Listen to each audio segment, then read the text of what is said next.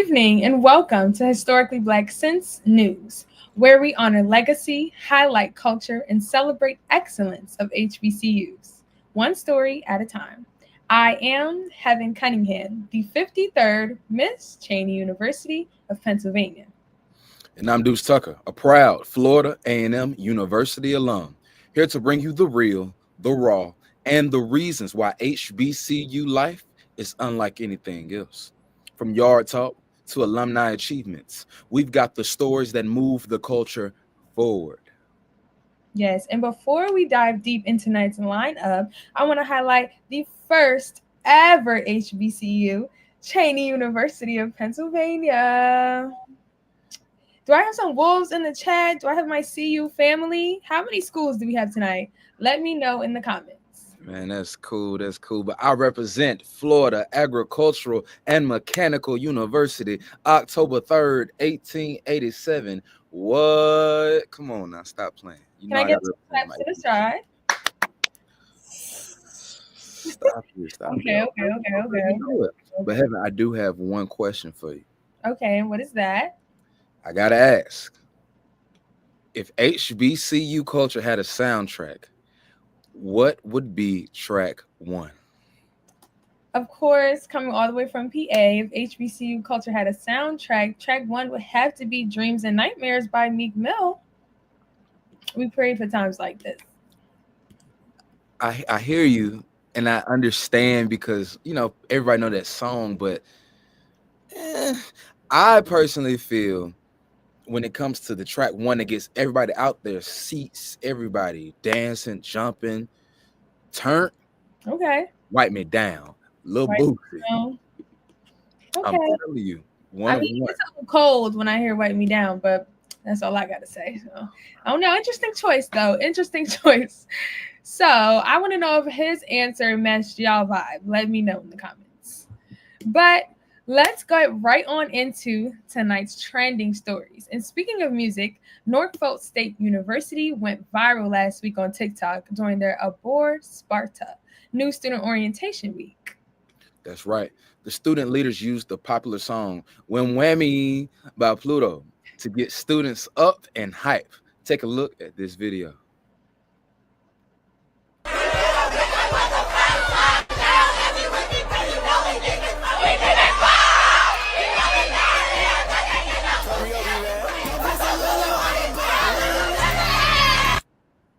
A Lululemon.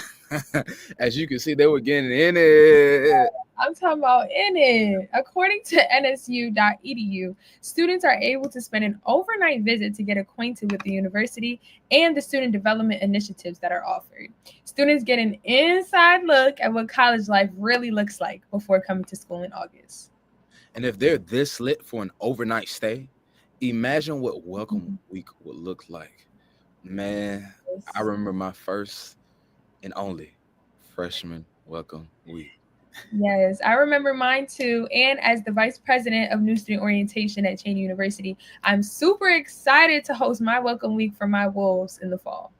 Shout out to him. Shout out to him.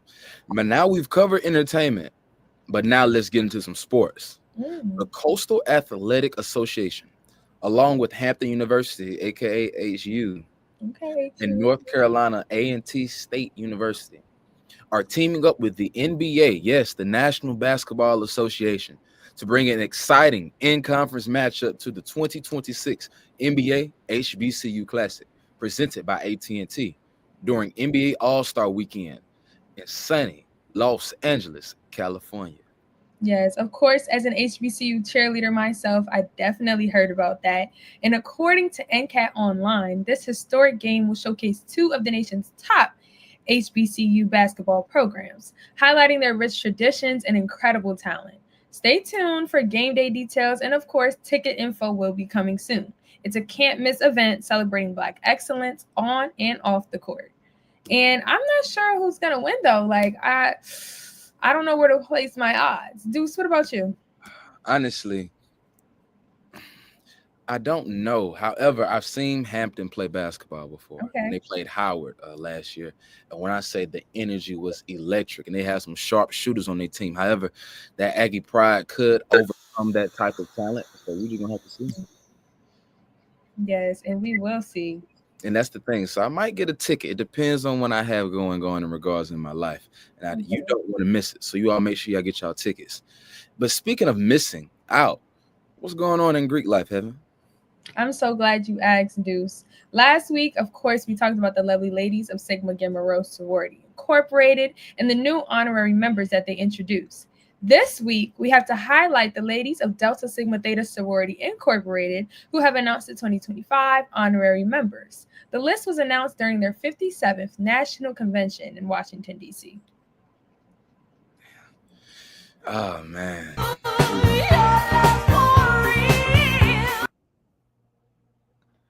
You know that your love is my love. Ladies. Our love is our love. So as you all can see, so many legendary ladies that was able to enter the sisterhood of Delta Sigma Theta Sorority Incorporated. These lovely ladies are Donna Brazil, Danielle Brooks, Miss UNITY, Queen Latifah, Janice Bryant Howroyd, Jackie Joyner Kersey, Fawn Weaver, Tony Tones Whitley, and Miss Swin Cash. And as you know, Heaven, the best love is Coleman love. So he says, someone please help him tap into that. But yes, this is beautiful, Deuce. But we cannot forget about the ladies of Alpha Kappa Alpha Sorority Incorporated, who announced their new list of 4 honorary members, which include Laura Coates, Beverly. And here's the reason why. Of all the towns around, I searched, no better group I found. So I joined them right away. And this I have to say, we have tried. Now we made it to AKA. And Alpha Kappa Alpha, and Alpha Kappa Alpha. Hey. Yes. Them girls do what they need to do. Absolutely. Not to mention Rosalind Cia Baker Barnes, who is also an AKA, just became the first Black female president of the Florida Bar. Man, this is just so inspiring. I can't even have any words. Now for some news that's out of this world. A groundbreaking project at my alma mater, Florida A&M University, could revolutionize space missions. Researchers are developing advanced 3D printing materials that allow astronauts to create tools, sensors, even radiation shields, while in space, cutting reliance on Earth. And according to famu.edu, this mission is backed by a $5 million grant from NASA. The team is also exploring how to turn lunar and Martian soil into usable materials for future missions. This research initiative could make deep space exploration more sustainable. It's great to see scientific breakthroughs happening at an HBCU. Yes, we love this for FAMU taking us all the way to space. Okay, NASA. Yes. Now that was a beautiful and a very fun, might I say, rundown tonight.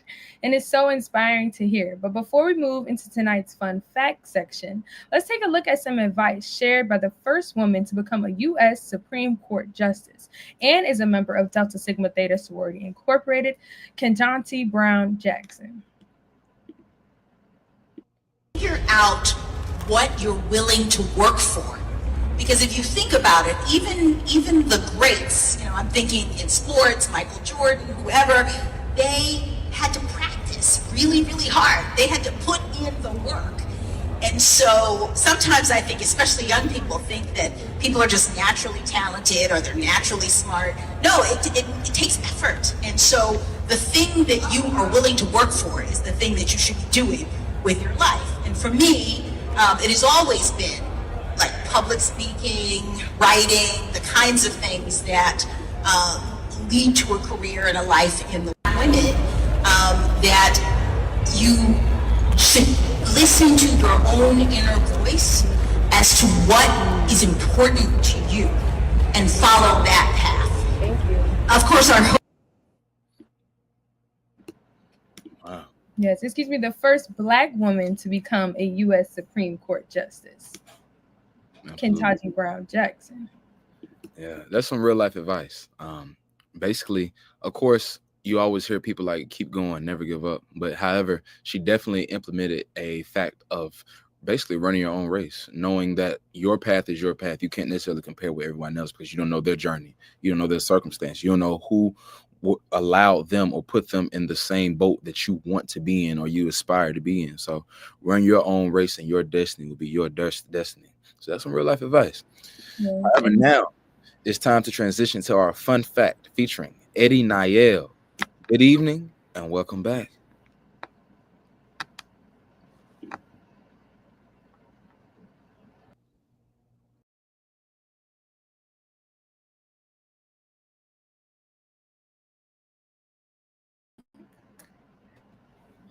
Hey Eddie Niel. I know hi, you're giving us some Eddie. great facts, I don't think we, what I'm saying, I think we can't, all the way hear you. What I'm saying? And the people need to hear you.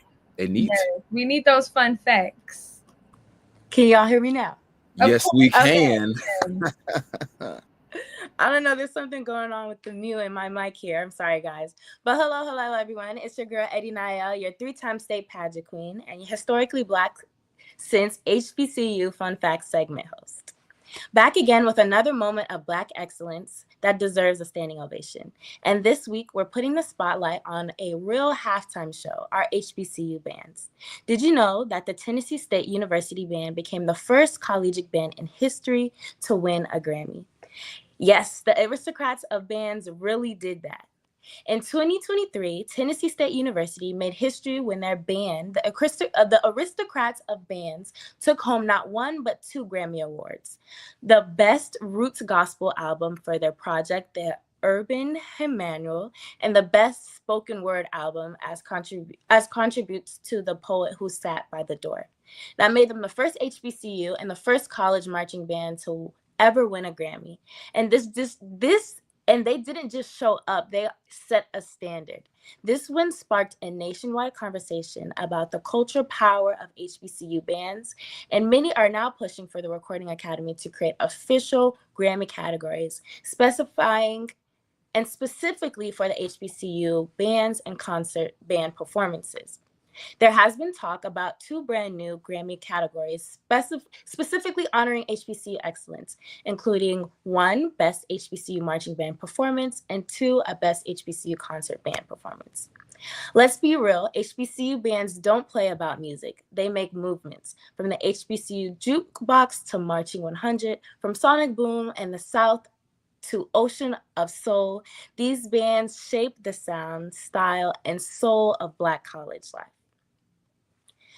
This win wasn't for just TSU. This was for every band room across the country where students are staying up late for practice, going to 5 a.m. practices for the dancers, for the directors, dripping sweat at halftime shows, and creating Black joy with every beat. And with this, we trust that we'll soon be able to be awarded our flowers and our Black excellence at our HBCUs. Tag your favorite HBCU band or band director and let them know they deserve the stage and the Grammys. That's your weekly gem for Historically Black Since. Sending it back to Shami. Keep marching, keep shining, and we'll see you all next week. Thanks, Eddie. Shamai here. Samai, How are you doing? I'm It's sorry. okay. It's okay. How you doing? I'm good. How are you? Good, good. Thank you for the HBCU fun fact of the week. Let's get into our guest. Our first guest tonight is a sports journalist who is a Florida A&M alum and has recently been named the first ever female play-by-play voice of the Alabama A&M football team. Please welcome Ty Floyd to the show. Hello, Ty. How are you doing? Hi, I'm great. How are you? I am well. We have met before. I don't think you remember. We met at the Celebration Bowl when North Carolina Central took on Jackson State. Oh my gosh, best That memory. was so long ago, I know. But we met before. I just want to say I really enjoy your work, and I want to say congratulations on your big achievement on being Alabama A&M's play-by-play, the first ever female. What does this moment mean to you? Oh my gosh, it's something that I didn't really take in until I had a whole bunch of people just talking about how momentous this was and saying that I was an inspiration. I mean, it definitely hit me right in the chest because it means a lot to me to be the first in the school's 150th year history, and then also to possibly be the first in HBCUs as a whole is really big. My biggest goal now is to do exceedingly well, and then by God's grace, to not be the last woman to do this.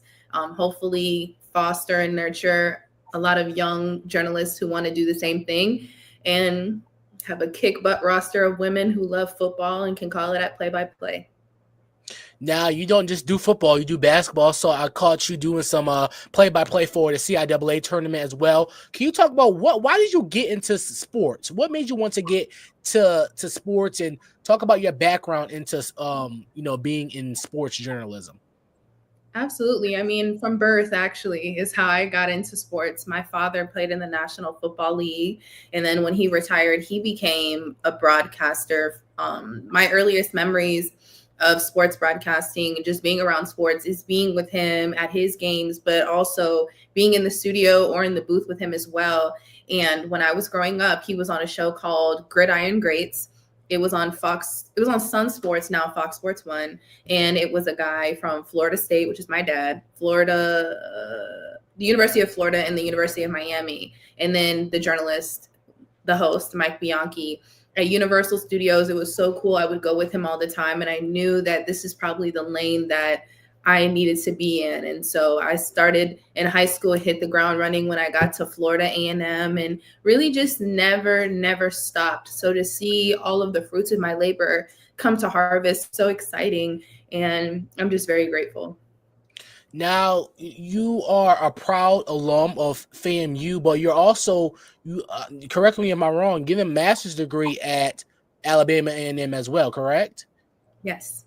Why go back and why continue your HBCU education? Why continue to go to a HBCU? I cannot imagine myself going to any other institution in the world other than an HBCU. When you go to an HBCU, you learn so many things beyond the curriculum that ultimately shape you into who you're going to be and equip you with the things you need to be able to take on this world. And Florida A&M, the School of Journalism and Graphic Communication, really allowed me to not only become the journalist that I am today, but also the woman that I am today. And when Alabama A&M offered me this amazing opportunity to come up there and spearhead ideas for athletics, be the face of the program, I had to say yes. And then getting my master's is just a blessing, because for me, eventually what I want to do is go into a teaching role, which I'll actually start doing this fall, co-teaching a sports journalism class, which I hope to do after graduation for a university. So it's an experience that I don't take for granted and that I'm super excited for. I'm going to be a 2-time HBCU graduate, and I'm going to scream that wherever I go. I know that's right. You are in a male-dominated industry, sports, not just journalism and entertainment, but sports. How do you navigate, being in a male-dominated space by still, knowing your stuff and in being authentically yourself? I have some amazing mentors. Laura Oakman, who is the third longest tenured reporter on Fox, she just retired. Pam Oliver, Tiffany Green, Larisha Harris. I mean, Tiffany Blackman, I could go down the list and name all of those women, but they have just given me nuggets and pieces that I'm able to apply to my own career that have made me extremely strong. But not only that, I grew up with 2 brothers. So I'm used to being in a male-dominated setting. And they've made me tough, and they've made me strong, and they've kind of pushed me around in a way that I'm able to kind of use that to my advantage now, because I'm not so easily shaken or moved. And also my dad has given me what he calls that head busting mentality. My father was a running back in the National Football League. And you know that when the quarterback hikes the ball, gaps are created. The running back has to run through those gaps, and either you're going to get your head bust or you're going to bust somebody's head. So that's the mentality that my dad gave me. And it's the mentality that I carry with me. Football doesn't just belong to one gender. It doesn't belong to any type of people. It belongs to everyone. And so I'm excited to show what I've got. Now, can you talk about your experience that you have? You have had the opportunity to work with NBC Sports Philadelphia, HBCU legends on Sports Illustration, or Sports Illustrated, ESPN, ESPN Plus. Talk about your experience and what did it feel like to commentate and call over 60 games on ESPN Plus and ESPNU? Oh my gosh. I mean, it's a dream come true. My journey is very unique. When I graduated, a lot of people don't talk about the COVID kids who are the class of 2019, fall 2019. We were in the job search. We were in the interview process, and COVID came and kind of took that away from all of us. And for me, it was really important that I just kept going and didn't give up, even when it looked bleak or when I didn't know what it looked like. I was working 3 part-time jobs to be able to keep the dream alive. I mean, working in housekeeping, working in an ice cream shop, working in a fitness center, waking up at 4 a.m. or 3 a.m. to clock in at 4:30. So I have a very unique journey, and it's been a grind, but it feels so good to finally see everything just coming to pass. And I'm so grateful. Honestly, everything that you want, everything that you desire, a lot of times is on the other side of an email, of pitching yourself, of going out and getting your own content. And I try to tell people that all the time. There's no secret sauce. I didn't do anything too crazy. All I did was send an email and say, this is who I am. This is what I could do. This is my heart and my passion behind it. And it all paid off for me. It all paid off for me, and it could pay off for anybody else. What's some advice? Well, continue what you were saying to elaborate. What's some advice to people who want to get to sports media? Don't give up. Do not give up. Unfortunately, there are some people that I went to school with and matriculated at Florida A&M who are no longer in the business, and it's sad because we all used to sit in Convergence and we all used to sit in the school in our classes and talk about where we wanted to be and what we wanted to do, but they decided to go another route, which is okay when it looked bleak or when it was, kind of tough. And so I would just say to anyone who is chasing something, if you want something, you got to continue to go get it and grind for it. You'll go through 20 doors and walk all the way back through those 20 doors when the 21st, the 22nd is where your breakthrough is. So just continue to keep going, keep pushing. If there's no opportunity for you, create your own. Babe, I had my dad buy me a camera and a microphone, and I went out to all these different events, all these different games, all these different things, and got my own content and built myself up. Before Peacock, before ESPN, before the Celebration Bowl, MEAC SWAC Challenge Kickoff, before anyone gave me an opportunity, I drove my own lane. And I mean, needless to say, I scored. So everybody can do that and embody that same mindset. Clock it. I like that. You scored. Clock. What is the one thing you're most looking for to this football season? Florida A&M, or the people that sign your checks at Alabama A&M? I mean, I'm excited for both. I'm excited to see what James Colsey does. James Colsey actually played with my father at Florida State. They have a great relationship. I bleed orange and green. I love Florida A&M. Now, November 15th, nobody asked me that question. I'm just no, that's right. I was doing my job. But with Alabama A&M, I've never been to Grambling. I've never played against Alcorn. I'm really excited for those matchups, and I'm really, really excited to say quite a lot. Touchdown Bulldogs. Well, we appreciate you so much for coming on. Best of luck to you. Ty Floyd, everybody. Thank you. Thank you. Our next guest is a proud graduate of Virginia State University and the founder of JPR Productions, LLC, which is a social media and content creation business. Please welcome. Oh, she's not here. Well, we just got breaking news. I'm sorry. All right. We're going to move along. Our next guest is a political science student and a student leader from Southern University, and here to discuss his future as a student leader on his campus. Please welcome Amari Hagens to the show. Hello, Greetings, Amari. How are you greetings. doing? How you doing? How you doing? How you doing? I'm so excited and grateful to be here. Um, I am Amari Hagens. I'm a sophomore major in political science with a minor in psychology. I'm a former member of the world-renowned Human Jukebox Marching Band at our university, Southern University, Agricultural and Mechanical College, and where I serve as a regular student leader on campus. Yeah, Yes, so you recently you were elected sophomore class president yes, right in the spring. yes. But recently was removed from your position. Explain why. What happened? I was removed because I resigned because I had personal Yeah. issues going on in my life, and it wasn't just lining up with me, and it was just like it's not for me right now. And it's something I had to be in mind with myself and be in mind with God because God was telling me this time is not your time. So I had to relate with that. And it took me not a few days, actually a few weeks to get that in my mind. I just kept asking God, like, why right now? Why this? Why that? And I was watching the video the other day and I was seeing how he was talking about. He said sometimes God will ruin your plans before you can ruin them. And basically, I just took that as that God is just elevating me and bringing me to a higher level because I know that He has more in store for me. And also, He's just opening more doors for me to continue my journey and my journey to lead on campus, be a student leader on campus, and impact my campus and show them what you Black excellence is. So what are those? Can you elaborate on the specifics on what you were going through, personal issues?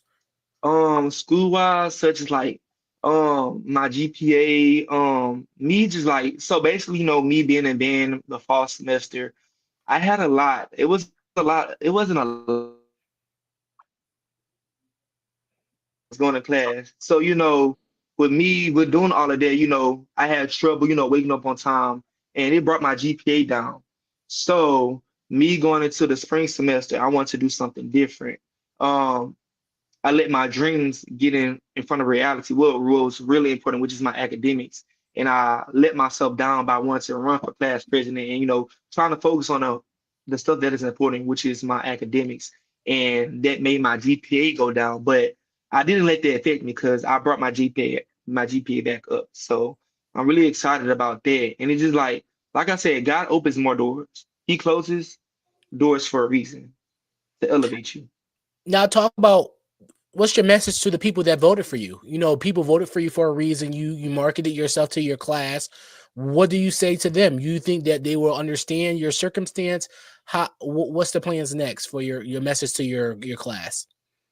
Actually, it's just like my message is like, don't let that put you down. With my friends and my family and my mentor family, I told them about this situation.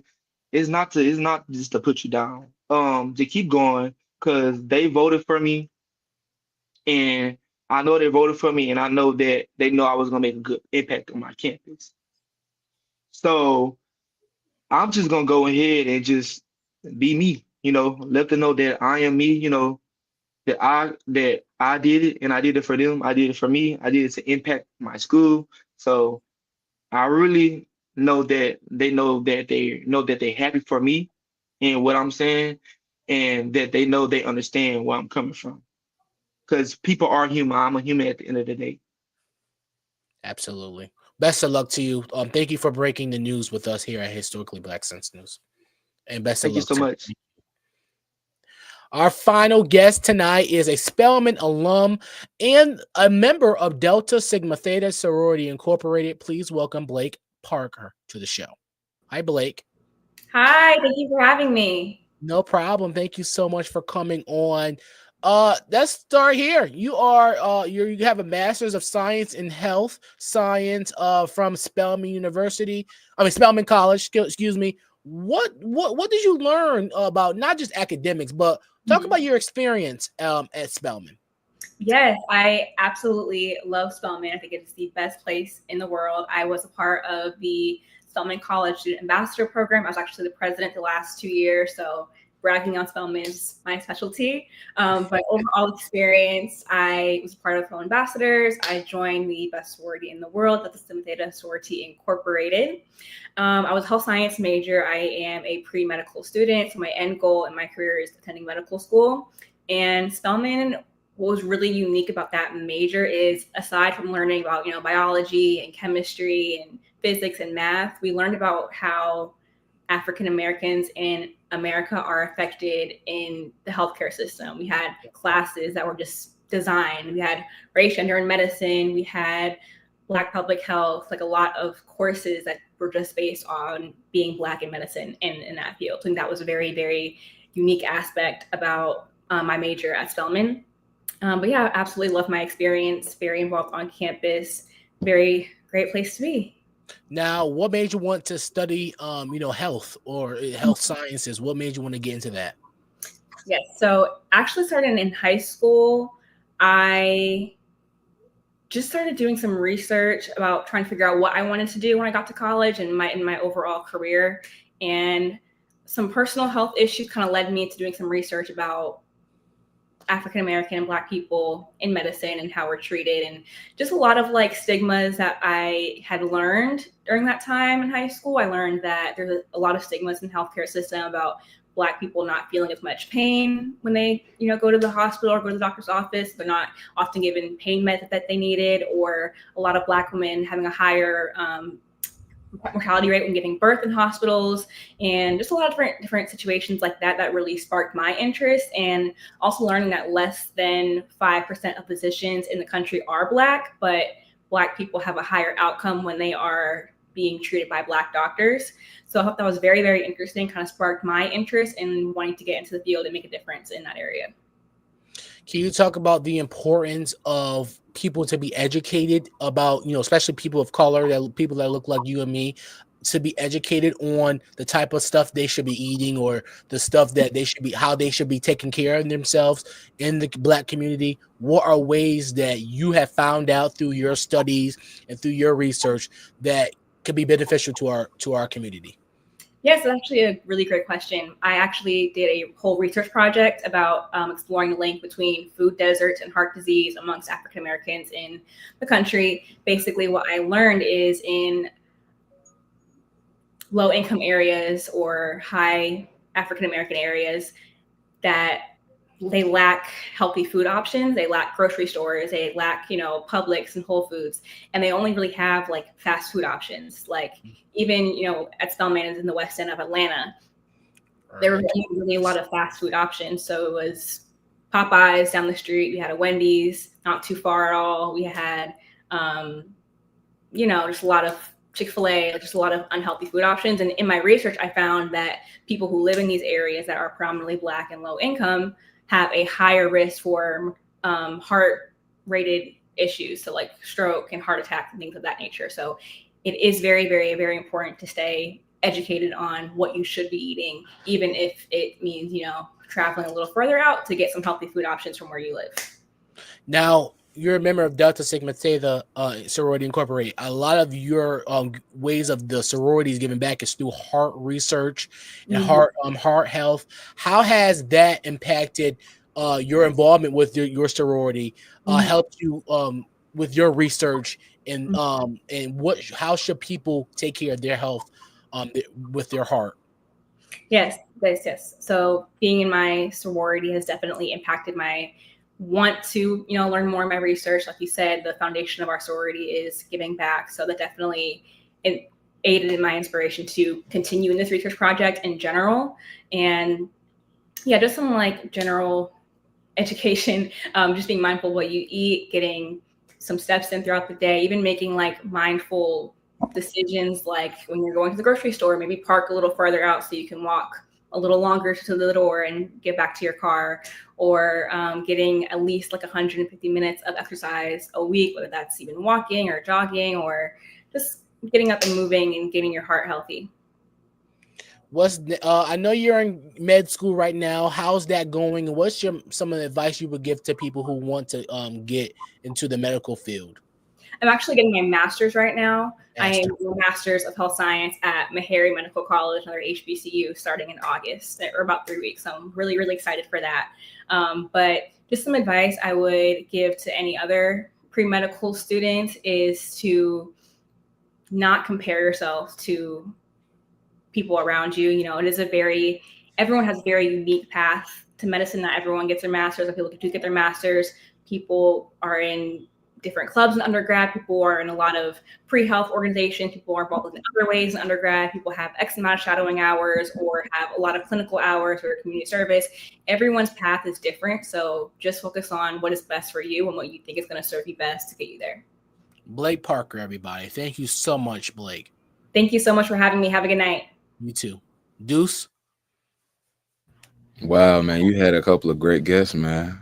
Yeah, it's a lot of Rattlers tonight. It's a lot of Atlanta, Florida. We got some HBCU excellence tonight, and I just love it. Hey, I'm glad you like it because I like it, I love it, and I just appreciate it, man. You know, especially this young lady who is the voice of Alabama A&M sports. Yeah. Absolutely, Miss Floyd. So shout out to her. That was definitely appreciated, man. So I have a question for you, Shamai. Yeah. I know that you have been able to interview multiple guests specifically. Now, in regards of your approach specifically when it comes to this, what makes you so enthused to be able to do this day in and day out? Be a journalist. I'll say me get into journalism or want to be, start conversations. I'm nosy. I just love to know what people are thinking. I'm keeping it real. I'm nosy. So that's being a journalist, we want to know what's going on with that person or what's going on with the story that we're assigned to. So I think my curiosity and my nosiness has always shed a light and served me well in my career endeavors and all that stuff. But yeah, I'm being nosy and being curious. That's really what's has served me well. Deuce. Respect. Now, Heaven, I know that we have a reflection question tonight. So please tell me a little more about that. Of course, before we close, we cannot forget about our HBCU reflection question segment. So first, let's bring back one of my favorite clips from the news tonight from Norfolk State.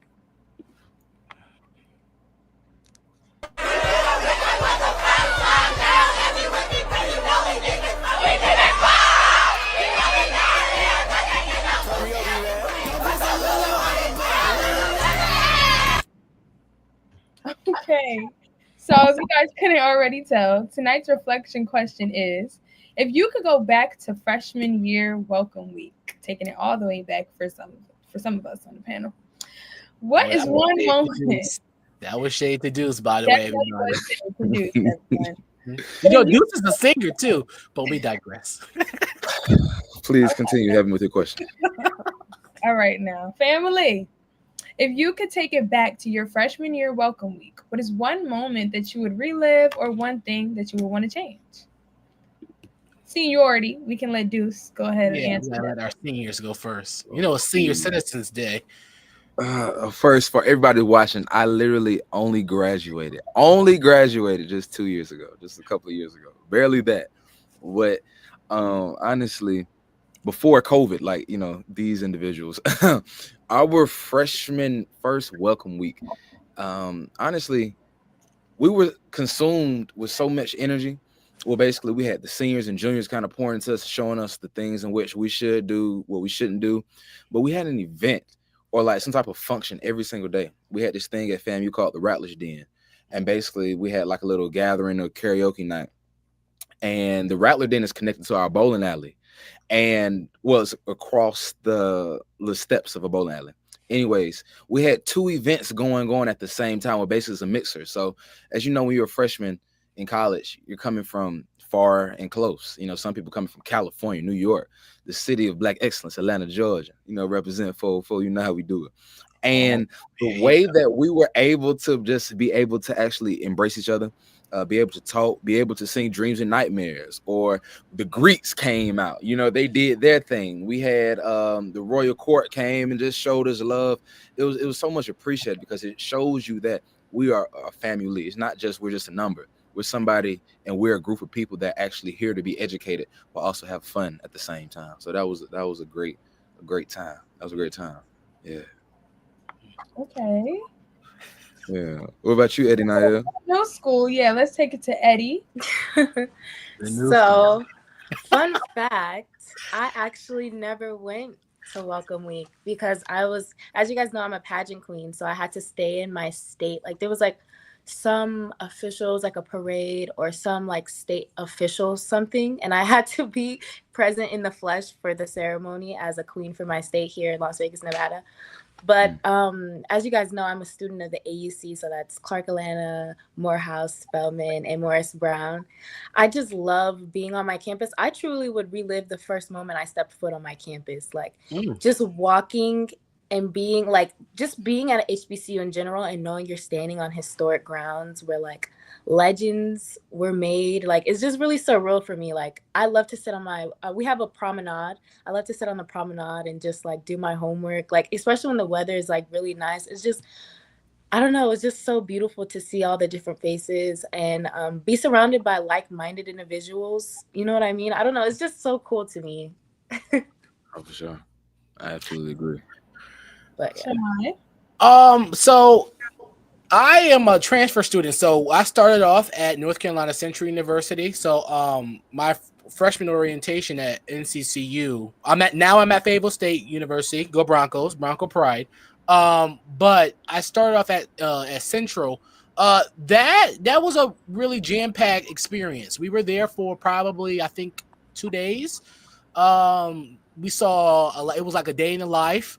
It was very live. It was kind of that what Norfolk State is kind of. It was kind of like that. I'm not that type of person that's really like energetic, but you know, it gets you out of your comfort zone. And I like how those student leaders and the orientation leaders prepare you for how a day in the life as a college student is. Not that lively, but waking up at the crack of dawn, and you know, being on time for stuff and learning different resources. I do appreciate that. But yeah, it's different, lively. I enjoyed that. Yes. Okay. And then I had a similar experience as well, Shamai. Actually, during my welcome week for freshman year at Cheney University, we took a trip to the National Museum of African American History and Culture in Washington, D.C. So that was a very amazing experience with Cheney University. And I actually look forward to taking my freshmen. This is going to be my 3rd year. So I'm a great grandmother, Wolf God mentor right now. I got money at Cheney. He's taking them all the way to DC from Pennsylvania. I got money. Come on, it's that private school money. That's why. Definitely belongs to Pennsylvania State, but we're not going to get into the details right now. I absolutely love my welcome week. I actually was a part of the summer bridge program, so I spent a few weeks at Cheney University during the summer, and we had similar orientation to Norfolk, being woken up at the crack of dawn. And you truly come to appreciate that experience. I have my freshmen that still tell me to this day, like, you know, it was not the most pleasant experience. They wasn't waking up on the in timing every morning. However, they do really appreciate, like, you know, you taking the time out of your summer to move in early because we're students ourselves that are leading this. So shout out to the actual new student orientation leaders up at Oh, that's lit. Yes. I love how everybody had different experiences, you know. I wish Eddie Niall would have had, you know, been there, but hey, it's okay. You know, you live and you learn. Okay, However, Eddie, with a Cheney to fill the world. You know? The AUC is pretty lit. So I'm not even gonna get on her about that. In the South. Okay. You know, but like you get 4 homecomings. Where else do you get 4 homecomings? Florida A&M University, but you know, I digress. But, I think we are definitely going somewhere else with our conversation. You're right. I do have one more question though, and I actually want to start this one off because it's something that I feel like is unique. No one I know can compare to that specifically. So I want to ask you all, what are your move-in day traditions? Now, before COVID, you know, the COVID babies.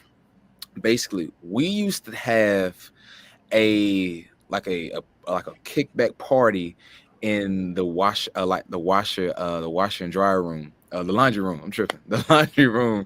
And during our first couple of days, I think probably like the day before school starts, and literally it would just be like a text through a group me or a DM, and every single person will be jammed packed in the village laundry room, like it wasn't like 80 degrees, because you know Tallahassee is literally almost South Georgia, because we're like 30 minutes away from the tip of Georgia and about 45 minutes to an hour from Albany.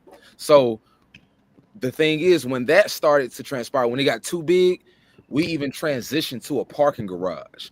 And when I say, yo, one of the most litest experiences, because think about it, you have no expectations. You hear what you hear, but you don't necessarily know what is going to transpire. Sounds But like a you meet safety some of net. your lifelong friends, friends that you're able to actually develop, associates that you can possibly work or collab together when it comes to some type of business venture. I feel like that was one of our most pivotal traditions, and of course, getting out to the quad and being able to just mix and mingle and just be able to enjoy that college life, even though it's sweating and it's 95 degrees and there's no water nearby. That's one of the best moving traditions I feel as if was ever made. At the College of Love and Charity. So. Yeah, so tell me, Heaven, what do y'all got up there? And I think Cheney, I think it is Yes, called. the first ever HBCU founded in 1837. Thank you so much. She reminds us every 5 seconds. I don't know how you don't know. He seemed to be a bit confused. I'm not sure. But at Cheney University, I can't tell you about a specific move-in day tradition. However, with the Wolf Guide program, and I'm a very proud Wolf Guide, you guys, because I'm the first ever Wolf Guide at Cheney University. So that is our new student orientation group. Of course, I'm the vice president this year, so I can definitely speak to that. We have our commencement for the freshmen, and they essentially take a walk around the historic quad at Cheney University, and we explain to them the traditions of not stepping on the quad until you graduate. And it's just a beautiful ceremony. They sing the alma mater, and then we had a reception after. To this year, we'll be having an all-white commencement on the quad. And that is essentially where I tell them today they bleed blue, and they will become true Cheney Wolves. I cannot get into the details, but I love that. Can't run on the grass. He graduated. Okay. Yes. What about you, Shemai? Graduation is actually held on the historic quad. Oh, that's Whoa, good. Yes. that's different. Yes. We're not gonna stay that tradition. Moving tradition for me is making sure I get there before my roommate does. So I know I could get the good side. No, he didn't. Because I have a lot of stuff. I wear suits every day as a journalist, so I want to make sure I have enough space. I'm not selfish. I leave us enough space for my roommate, of course, but I have I have a vision, how I want the room to look like. So I try to get there as soon as they say the time to be there. I'm there probably half an hour early. It always has worked for me. So yeah, that's one of my traditions. That's a personal tradition there. Okay. But historical. Well, I've only lived in dorms 2 years. My sophomore year, I had my own apartment. When I was at NCCU, freshman year, we had a thing at Central called Eagle Mania, where like we got a preview on how campus life is going to be. The Greeks will stroll. We got we got pinned, all that stuff. And everybody was very welcoming, very, very welcoming. And now at Fayetteville State, pretty much the same. I'm a part of the Matriculation Institute. It's kind of like a mentorship, professional development thing where they move us in, we move in. The Greeks move us in, and all that stuff. It's like a community. It's like a family thing. So yeah. Smooth. Eddie. I would say for me, of course, we have induction where we wear all white, and then we say we sit in the I think it's the gym. We walk all the way down to the gym, and then we wear all white and just like get acclimated. But I will say a tradition would be for sure the alphas. They'll help everybody move in, and just introducing each other. Like the Greeks are definitely prominent in helping us move in, as well as leadership too. Like we'll see leadership. Like for me personally, I knew before coming to campus, I already knew Mr. CAU and all that stuff. But leadership definitely helps, like especially freshmen move in and all that good stuff. Yes. And I would say that's what I think mainly our traditions are. We don't have any no parties on campus. I think just because it's, I guess, small. Like if there's a party on campus, you're not gonna go because it's probably the freshmen about to get shut down. Like, we don't have no parties on. I know that's hard to believe because it's Atlanta and it's like so many schools, but we usually don't have any parties on campus. Yes. Well, we always close our new student orientation at Cheney out with a party, actually. We're actually trying to do a freshmen's only party. I feel like the freshman class getting to know each other with just them is like, it's definitely a core memory when, you know, like Deuce mentioned, like when it's just that mixer of these are all the freshmen, these are the people that you're potentially going to be crossing the stage with. So, yes. Okay, now that you said that, I think we do also do something like that, but that's more like the school doing it. Yeah. And then we do like a silent headphone party, which is super I was just about to say that. Yeah. Yeah. I was Every gonna say HBCU do that. that's a big, Okay. Okay. Yeah. Can we just acknowledge that once you said alpha, how Deuce's face just dropped? But we digress. I don't even know what you're talking about. Stop making stuff up. All the Greeks, they help out. Yes, the brothers of Alpha Phi Alpha fraternity. Always known to lend a helping hand, community service, all the things. I think it's time. I think the show's over, ain't it? Okay. You know. Can we close out with a selection by Deuce? Because you know he sings. Heaven. Okay, well, this was definitely a great discussion.